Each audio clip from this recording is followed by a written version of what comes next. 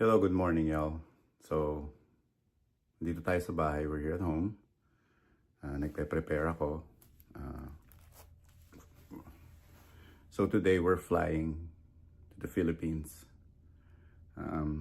Kikita ulit kami ni Isay. Last time kami nag-meet, ano yun eh, March yun eh. So, yung pagkita namin nung March, medyo, alam nyo na, bittersweet. Kasi nga, si Daddy, he passed away, Daddy ko. So, umuwi ako noon. I stayed there for like, 15 days. And, yun, nakita kami ni Isay. We were together the whole time. And, as you can see, LDR kami. Nasa US ako. I'm in Dallas, Texas. And si Isay nasa Manila, Parañaque. So, sama kayo dito sa journey na to. I'm gonna try to keep it as short as I can para hindi kayo mainip sa panonood. And itatry ko to i-document as accurate as I can. Kung nasaan ako, kung nasaan si Isay. Meron siguro mga videos na makikita nyo ako lang, meron videos na siya lang. Meron videos na combine. Pag-aaralan ko pa yan kung paano ko siya i-compile, i-edit, and para maganda yung kalabasan. Sama kayo sa akin sa journey na to. Sa journey namin ni Isay sa aming LDR, long distance relationship. Dino-document ko to kasi gusto kong i-share sa mga viewers na tawag dito, baka you guys are in the same situation, magtulungan tayo, and communicate tayo. We have to keep this LDR strong, maraming recipe or ingredients na kailangan natin to succeed. Sabi nga sa Philippines, para sumakses. Katawa yun eh. But anyways, magre-ready lang ako. Actually, naka-shower na ako, nakabihis na ako. Hinihintay ko na lang yung Uber ride ko. So, magkikita tayo mamaya dun sa Uber. Today, medyo maulan. And hopefully, walang interruption sa airport. Walang delays, walang cancellations. But anyways, I will see you guys in a little bit pag nasa Uber na tayo. And, sama kayo sa akin. Uwi tayo ng Philippines. And, like I said, i-video ko to, i-document ko to para ma-share ko sa inyo experiences namin ni Isay. And, tulungan tayo para mag-succeed tayong lahat. Mahirap ang LDR. Nafe-feel ko kasi, syempre, pag physical presence. Pero, mag-explain ako sa susunod na video. I-connect ko naman to, parang didikit ko tong video na to dun sa mga next ones na i-record ko mamaya. So anyways, I'm gonna get my stuff ready. Magkita tayo sa airport or sa Uber and then sa airport. Okay? I'll see you guys in a bit.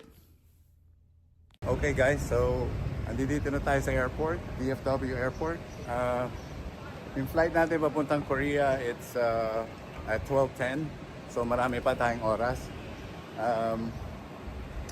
I-update ko kayo pag nasa loob na after security, no?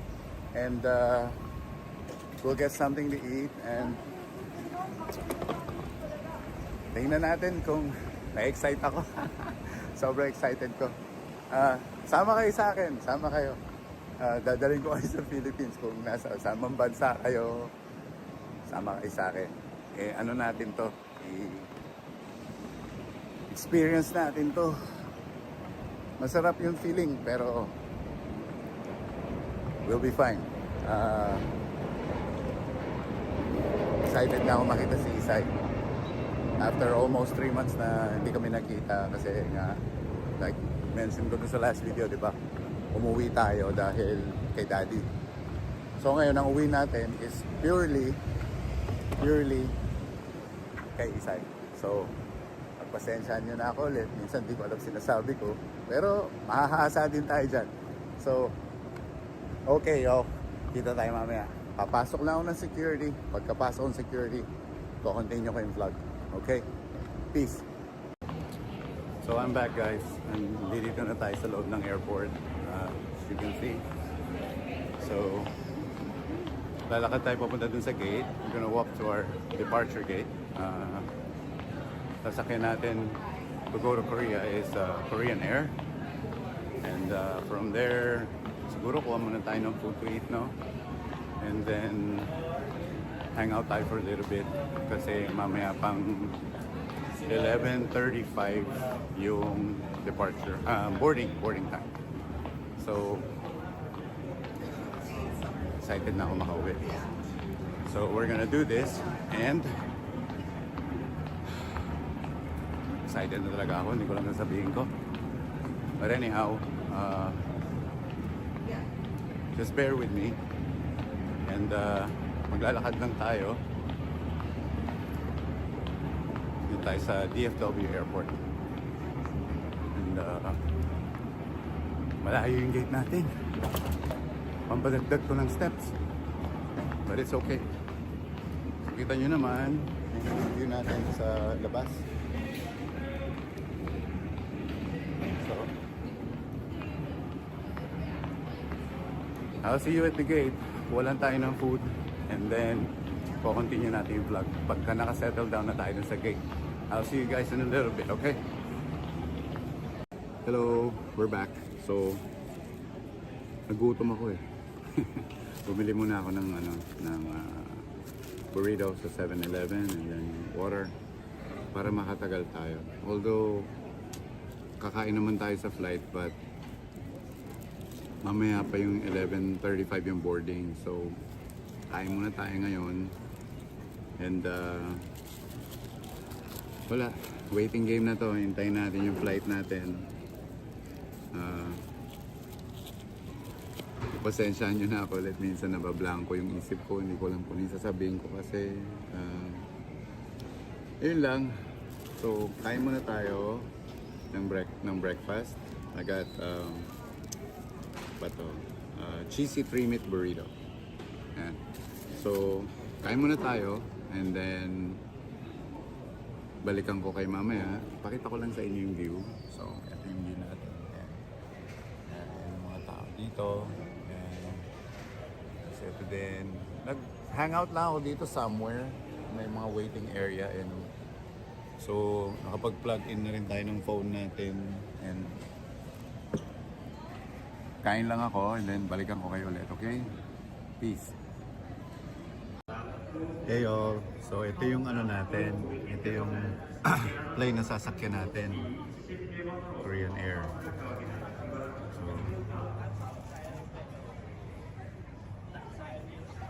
daming tao dito sa airport. Full flight to. This is a full flight going from DFW Airport to Seoul, Korea. Yan natin yung mga people dito sa loob. Sila. There you go. Hihintay na lang natin yung boarding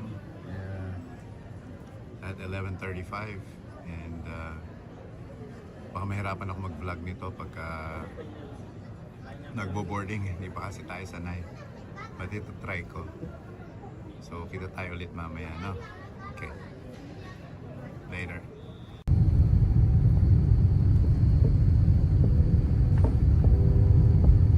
Goodbye, Texas. See you next one.